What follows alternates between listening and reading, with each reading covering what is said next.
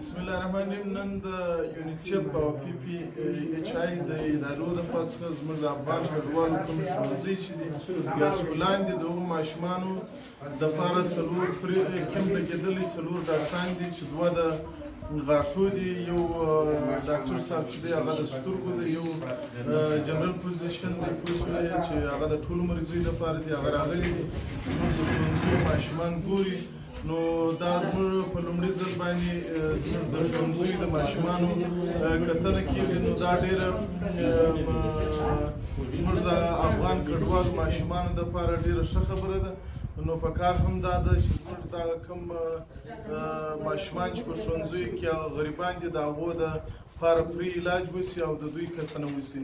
بیا هم زه په حیث د یو افغان کډوال د یونیسف او پی پی ایچ آی د ادارې د مسؤلینو څخه مننه کوم چې زموږ د افغان کډوالو په ښوونځیو کې د ماشومانو لپاره ښه اقدام پیل کړی. مننه.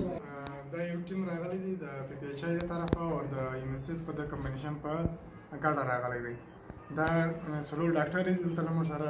زه خپله د آی سپیشلیسټ یم، ډاکټر اکمل نمبر یم، زه ډاکټر ارباب جمیل صاحب نمبر چې د ای این ټي سپیشلیسټ دی، او ډاکټر داود نمبر چې ډینټل سرجن دی.